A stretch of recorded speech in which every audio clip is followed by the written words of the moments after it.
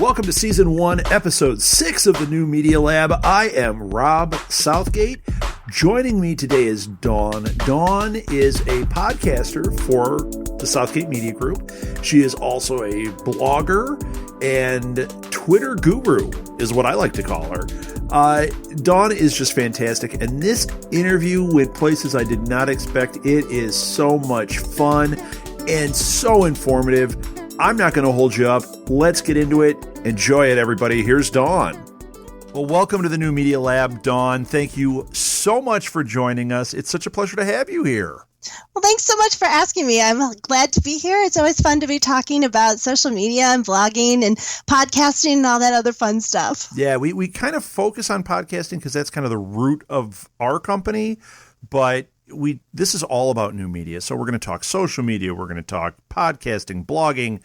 If there's anything that we miss, you jump in there. Dahne, why don't we start out by you telling us about you? Let's hear about your background and kind of like blogging and podcasting and how you got involved in all that. Fabulous. Well, actually, my story all comes from a love of a TV show, and that was Supernatural. And I became pretty much obsessed with the show, and through that I found out a little bit more about fandom, which I started with X-Files and Buffy, but then I got super into fandom, and it led me to a website called Spoiler TV, where I started writing for them about Supernatural. And while I was there, I was commenting back and forth with another Supernatural fan named Lilith, who also is from Southgate Media. And she was already doing some podcasting, so she kind of pulled me into it so that we could do a Supernatural podcast, and it just kind of grew from there.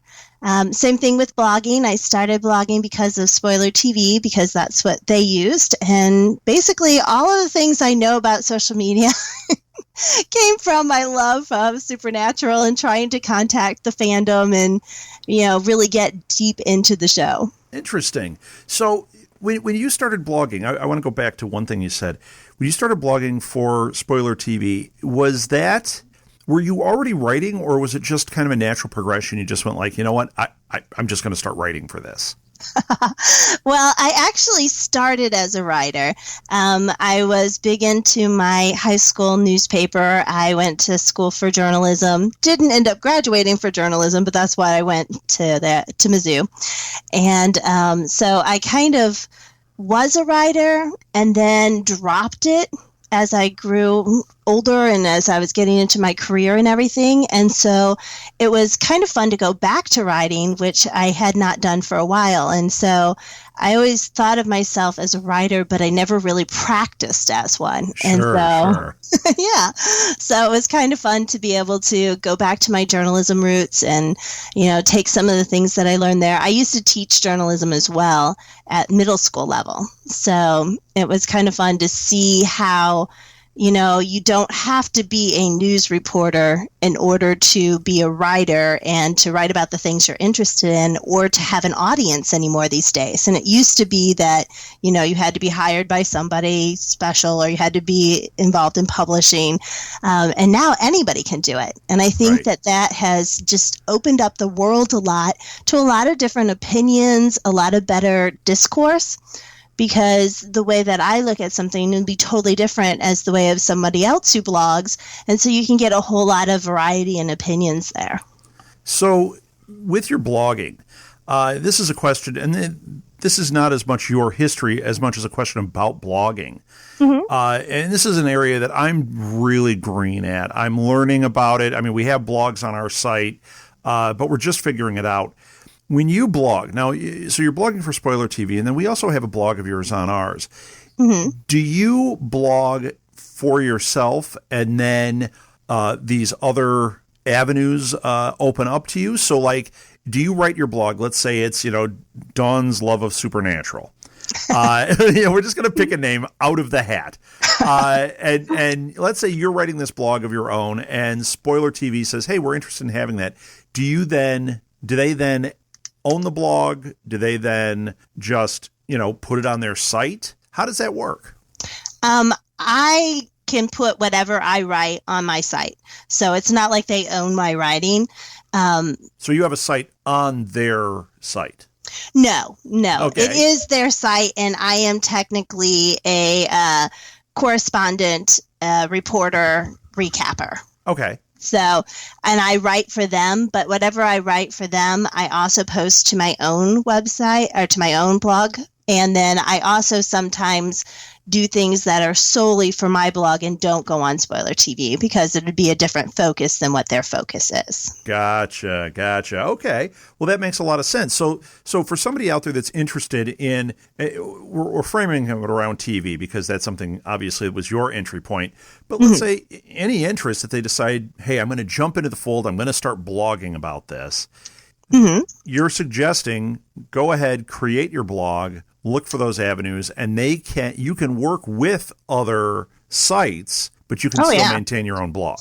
Absolutely. Am I getting that right? Okay, good. Absolutely. Yeah. And actually, the best way to do that would be to start your blog, because then you have something to show them that they can see your writing style. They can see if you're a match for them or not. And then also, it's not so much about having them come to you as you finding other sources that might be interested in what you're doing. Oh, so you reach out to them and say, hey, I write a blog about Supernatural. It looks like a good fit for your site. Right. So that's really how you do it. That is probably the best way to do it. That's not how I ended up doing it. I was a frequent commenter and visitor at Spoiler TV. And because Supernatural was starting to get really popular there and they didn't have anybody covering it, they asked me. But for the most part, you would create your own blog, network that blog out to other people in that specialty area. And like you said, it doesn't have to be TV. You know, if you are really good at gardening, you want a gardening blog, then look for other blogs that are also about that and kind of network within the community. And a lot of opportunities will happen by doing that. So when you're networking with these other people in that community, what are you looking for? Are you looking for retweets? Are you looking for them to share your post? Is it more you write about, maybe you mention them in your blog and put a link back to theirs? Is that what you're looking for? Well, you can certainly do that, and that's always helpful. The more that you publicize other people's stuff, the more that they'll publicize yours as well, and the better audience that you're going to get. But also, look for somebody who's just a natural fit. If you start discussing on somebody else's blog, then chances are they will start, looking at yours as well. You kind of have to go into it less focused on, hey, this is my end result, I want to write for this group, and more of, okay, how can I add things to this community? How can I be someone who enhances what we're talking about or what we're doing? So if you have something that you can do well, like Kristen does gift caps. Right. And that's how I met her, was actually when she posted a tweet that I did on her gift cap and then linked back to me and said, hey, I posted you here. And so that's how I got to know her. And that's how I was able to then tweet out or blog about or whatever, Facebook post or like her blog too. And it's kind of just really networking and finding a group of people that, you can fit with. Interesting. Now, I didn't know you knew Kristen before you guys got together here. So you knew her from before. Interesting. Yeah, because her gift caps are how I know her too. Yeah, actually, because we're part of, and Kyle and, oh my goodness. Blair. Thank you. Kyle and Blair met through tweeting. And so we all were tweeting about Grimm, and we created a kind of a hashtag Grimm chat, and Kristen would take tweets from there into her gift caps. And so when she did that, we kind of all got to know her at the same time. And actually, yeah. And I met Kyle and Blair, and they, I don't think, had podcasts before that. And Kyle came and did a guest podcast on the Arrow one that we were doing. And so that's kind of how he linked in too. And it really is a close-knit community. So if you can get in with a certain group of people, there's all kinds of things that, you can go and do from there. Well, and I just want to say for the people that don't know who these names are that we're talking about, Kyle and Blair both work for TV Binges. They're the head honchos over there at tvbinges.com, which is really fabulous also. Mm-hmm. And Dawn, you're the reason that they podcast for us. They do a bunch of podcasts for us now. And it was a conversation we were having where you said, oh my gosh, I know two people that should totally do a Grimm podcast. And I think that was the night that has kind of gone down in infamy in our house. Martha and I often talk about how we went from having, I think we had 4 podcasts on our network. And then like overnight we had like 20 because we got you and Zach. And then all of a sudden everybody, the floodgates opened. And one of the funniest ones was Lilith, who is on another episode of this podcast. She was not one of our podcasters, and all of a sudden, I don't even know how it happened, but it was one of these things like we just were communicating, and she's like, okay, well, I'm going to record this. Can it go on your network? And it was like, yeah, it can. And now, I mean, think how integrated Lilith is into what we do and how great all of you are. So, I mean, really, for those people that are trying to put the pieces together, I think the biggest piece of advice you're giving at this point in the conversation is network, make those contacts and work them, but you got to be honest with them too. Yes. You know, because I get people that write to me that I can tell they're just trying to get their foot in the door, but they don't really they're not really into what we're doing. Mm-hmm. That doesn't work as well as somebody like Phil, who is a fan, or I'll give you an even better example that goes along with the blogging. Charlie Esser, who does our Super Connectivity podcast, he was a super fan. He was writing on our Facebook page basically every day, and he was writing really great stuff. And Jack and I we were the only ones on our team at that point. For Enough Said, we both went, we got to figure out what to do with this guy.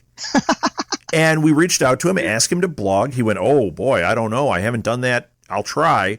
And we loved his blog, and then said, you want him to turn into a podcast, not knowing it would become only a podcast. See, I'm giving him a shot there. No, he's back to working on the blog, but he's been just fantastic. And it was because he was active in the community. It's exactly what you were saying. Mm-hmm. And to go back to Lilith brought me into podcasting, which is where I met Zach. Right. Zach brought me to you. Right. And then I was talking to Lilith about this new company that we were working with instead of the old one.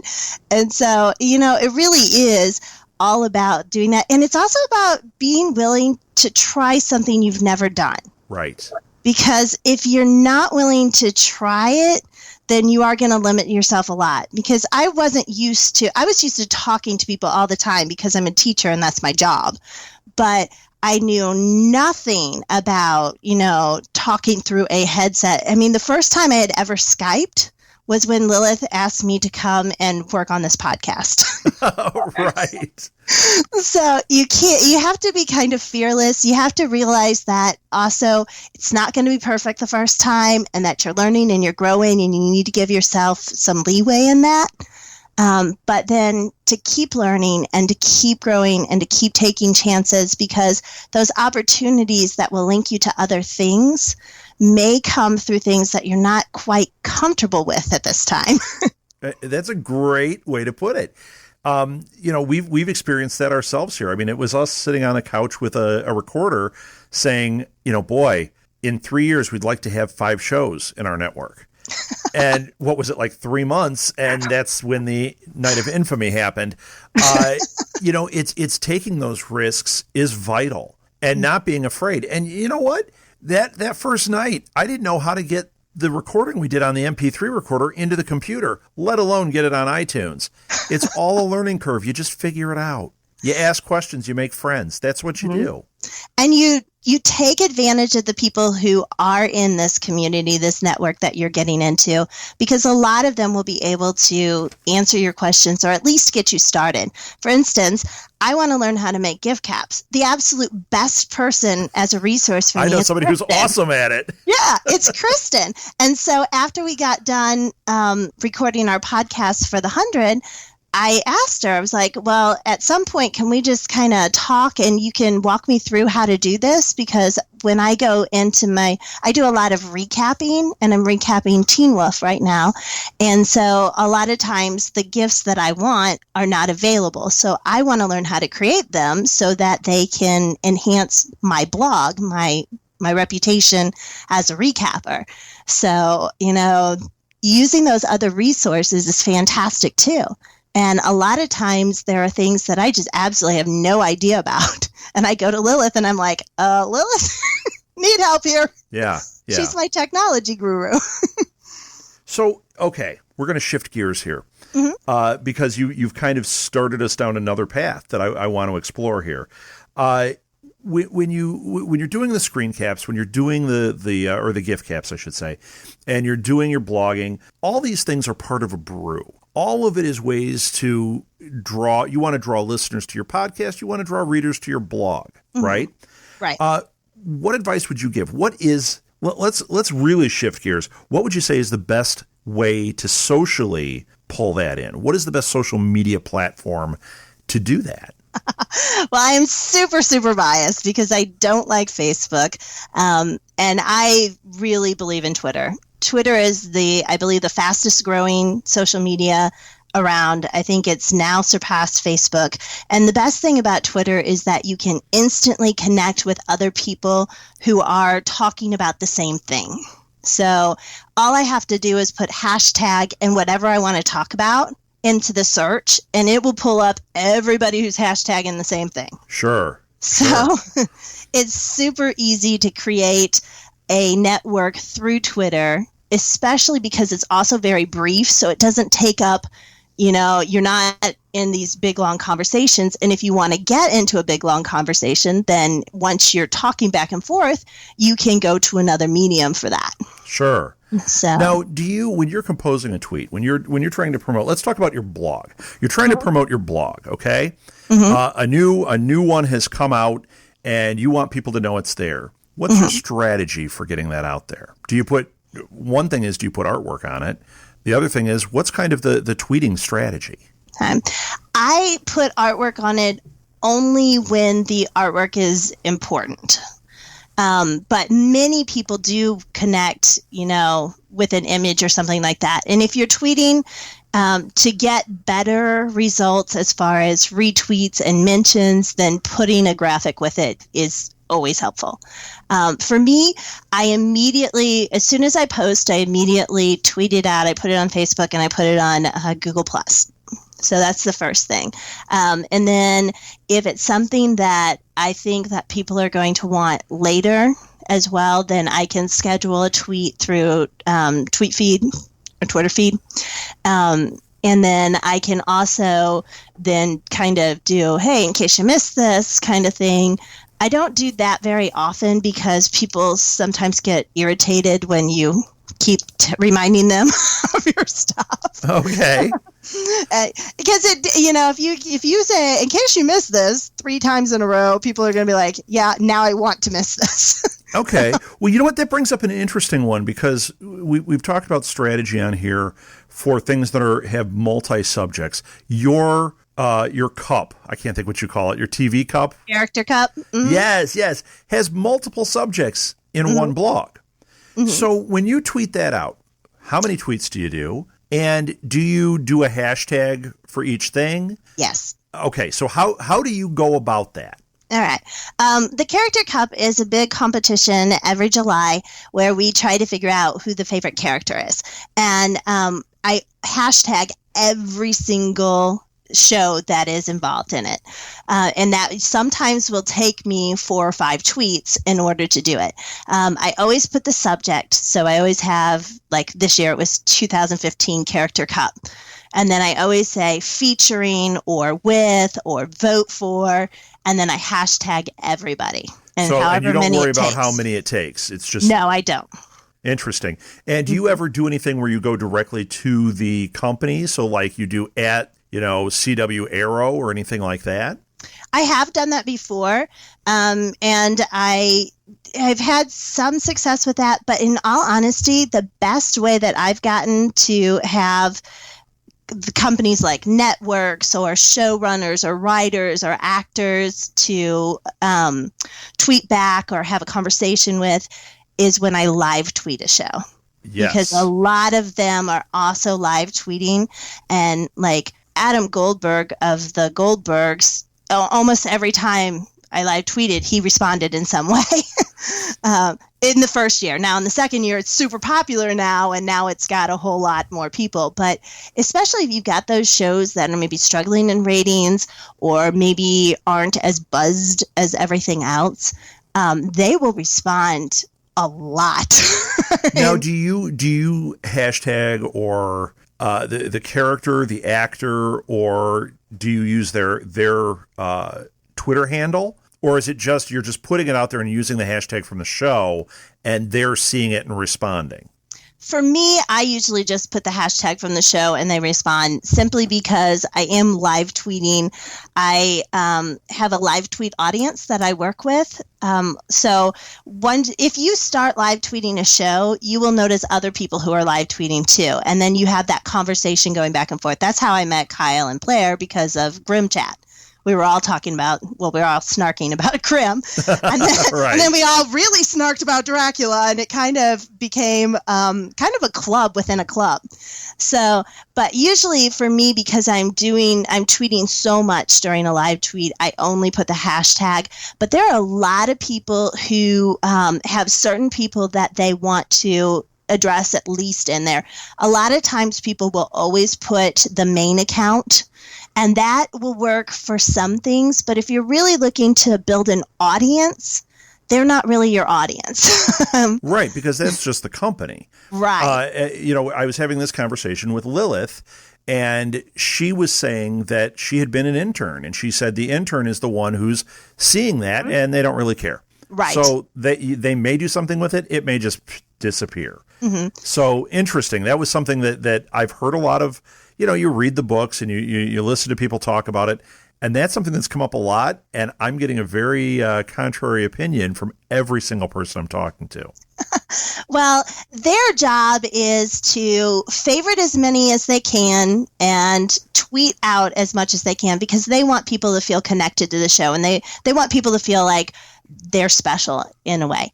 And, that is their business. That's what they need. They want to connect the fandom. But if you're trying to get actual people to engage in you, to engage in your blog or your tweets or whatever, you're better off, first off, having your own voice.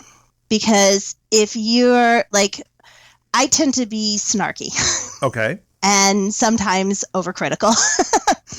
And so I tend to connect or draw in the other snarky people. And so there's also a group that would just be uber fans and everything's fabulous and everything's perfect, and we want to just talk about how everything's fantastic. And that group of people will gather to each other as well, and they'll support each other. So it's kind of finding your voice, finding your place in the community, and then connecting with as many people in that place as you can.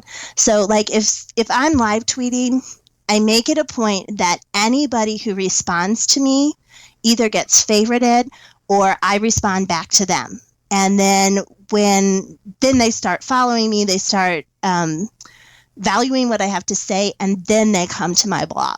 It's taken a long time for my blog to, catch on. And so I think part of that is that the people who now read my blog tend to be people that I already have a relationship with, or I have some kind of community with, or somebody who I've said, hey, your tweet is one of them that I'm featuring in my recap, or Sure. Your tweet is going to be in my podcast. And I do that a lot. And I almost always have a tweet of the night where I'll be like, oh yeah, this was fantastic. This is the tweet of the night. And that tends to build some positive relationships as well and get people more interested in what you're doing and saying and all your presence online. Interesting. So, okay, you mentioned Tweet Feed. What tools do you use, and what would you recommend? It's actually TweetDeck. I'm sorry. Okay, good, because I didn't know what Tweet Feed was, and Yeah. I'm going, What is that? Because Yeah. you recommended TweetDeck to me, and I do use that, and it's fantastic. Yeah. For me, I have a totally different perspective on Twitter and how to use Twitter than most people do. So for most people, Twitter is about the number of followers they have. For me, it's about how much engagement I have. Okay. That's a good strategy. Yes. And I'm not looking to get followers. I'm looking to get people to reply or to retweet or to favorite. And that, when I look at my statistics on Twitter, I get a summary every day of my Twitter statistics. And then I can see kind of, okay, well, for this show, this has been working. Well, it's not really working for this show. Do I need to connect with more people, or do I need to change my focus? Do I need to start adding pictures? What do I need to do to shift what I'm doing in this live tweet to make it as successful as the other kind of thing? Sure. And so for me, I use TweetDeck because I use lists instead of following people. Okay. Yeah. I don't like my timeline being cluttered. What I really hate is that at one point I would go to work and I would come back and I would have so many tweets on my timeline that, Twitter would suddenly stop letting me see them. So if somebody was responding to me, I didn't necessarily know it. And that drove me absolutely insane. So I went from going from following everyone to putting people on lists. And then when I go into my TweetDeck, I pull up the list that I'm most interested in. So I just pulled it up right now. And my first two lists are the Teen Wolf live tweeters and then Teen Wolf as the cast and crew. And so I can look as I'm watching the show and as I'm tweeting, or usually during the commercials, then I go through and I just favorite things or reply to someone or, retweet them. And that starts building the community too. And it's a way that I can organize which people are doing which shows so that I can connect to them as that show is going on. All right. Very good. So when you use the lists, you've beaten the drum about lists with me before. And, it's one of those things I've tried it a little bit and then I think I'm not doing it right. And I think what you just explained actually explained what I'm not doing right. So I think we're good. But those lists, they're not a way to organize it where you can just mark and send to a whole group. No. It's basically a way that you can put them in one thing, and you're looking at that list as a thread on TweetDeck. Right. Okay. Yeah. It's the way that I can, because what happens is as I'm getting ready to start a new live tweet for How to Get Away with Murder.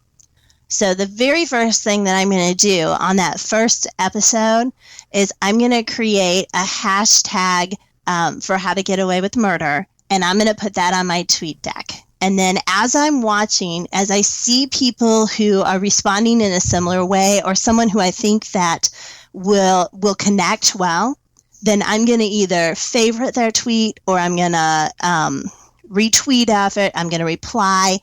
And then those people, after the show is done, I'm going to create a new list for How to Get Away with Murder live tweeters. And then those are the people that I'm going to see first and build that community with. And then whoever they're retweeting or whoever they're communicating with, I'm going to check out their tweet feed too, see if it's a good fit. And if they are, I'm going to add them to the list. So you said you're going to create a hashtag. Mm-hmm. You're creating that so that you can view specifically what's happening to that particular hashtag? Yes. Okay. And that's something you do regularly or just when you're starting a live tweet event? It depends on the show. So, like for right now, Teen Wolf is one of the most tweeted shows on the internet. Okay. It's constantly, whenever there's a Teen Wolf episode, if you go on TweetDeck and you type in hashtag Teen Wolf, during the episode, it will fly by so fast. We did that with Walking Dead one night, and it looked like a meat slicer going. Yes. It was crazy. You couldn't see anything. Yes. And so on a show like that, I'm going to actually not look at the hashtag anymore because that's going to be useless to me. It's too much going on at the same time. So instead, I'm going to look at for each one that I live tweet, I have a professional list. So and on that list will be the actors, it will be the writers, the actors, the production people, the main account. So I'm going to have that because that's what a lot of people are going to be talking about. So I need to be able to see that so that I know, okay, hey, they just sent out this picture with this hashtag. So now I can see where everybody is starting to use that, and I can go and look at that then if I need to. Or I can do what I've done and just keep building to my live tweet list. Sure. And so now I've got this whole list of live tweeters. And so I look at that when I'm doing my live tweets. And then I just build off of who they're communicating with and add them to my list because that's more effective for me. Than just watching a bazillion tweets go by and trying to catch one or two on the way. Right. Right. But if I have a small show, then I am going to look at that. And then when I'm starting, I will look at that hashtag and start building the community in my other list. Right. Wow. This is really eye-opening. This is great advice. And the thing is, we're talking about TV, but once again, it could really be anything. Oh, absolutely. Anything if you're into music, first off, if you're into music, it's the best way to go. Because there's always something going on in a music, hashtag. Sure. Yeah, well, we just started a show called Set Lusting Bruce, which Jesse is a huge Bruce Springsteen fan. The show is really a lot of fun. Today I was talking to him, and we were talking about this a little bit. I'm going to tell him to listen to this episode because this answers exactly what he should be doing with that community.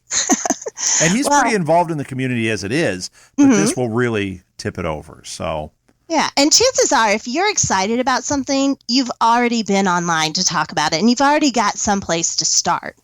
And a lot of them overlap. So people that I have on my Teen Wolf live tweet, I also have on my Dominion live tweet when I was doing that. And, you just start building it, and then your name grows in the community, and suddenly you've got other people who are looking out for what you're doing as well. And so you don't have to always keep starting from scratch that way. That is true. We Martha and I live tweet a bunch of shows, and we have found that a lot of people that we live tweet with on those shows are starting to show up on the other shows, and we are definitely picking up followers from show to show. Right. And even with we had two end this year. We had Falling Skies and Under the Dome both end. And the communities were great. And people that are leaving there were saying, hey, what show are you doing next? Like, they want to know, where are you going? Right. What are we going to do together? And it's like, that's really cool. Oh, so absolutely. Dahne, I'm going to wrap it up because we try to keep these kind of tight so people can kind of get some ideas. I'm definitely going to want to have you on again in the future. You were so informative and so much fun. Well, thank you. Before we head out, two quick things. If you could sum up advice, is there anything you want to give to people that want to get involved in new media? Yes. Be fearless, take chances, and really rely on the people who you are in a community with, because they're going to be your best resources, and have fun. Because if it's not fun, then you're just in the wrong group. Yeah. That is what this is supposed to be. So yes. if you're not having fun, you need to rethink things. And then finally, give your social media, give where people can read your work, and give your podcasts. Fantastic. Well, I am on both Welcome to Beacon Hills. That's the Teen Wolf podcast with Lilith. And I'm also on Red Shirted. That's the 100 podcast with Kristen. I was on the Headless one with Zach, but we're looking for a new one. So we'll kind of see what comes up with the new TV shows. The best way to reach me is actually on Twitter.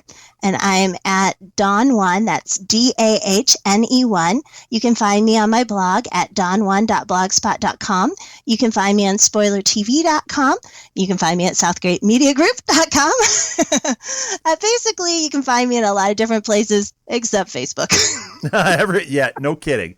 Excellent. Well, thank you again, Dahne. It's wonderful having you part of the team, and it's wonderful that you did this. So informative. I'm sure you'll get lots of correspondence, people asking you questions and things now. So, well, fantastic. I look forward to it. Find her on Twitter. Yes. Thanks, and thank Dahne. you so much for having me. Oh, absolutely. My pleasure. Have a great night. You too.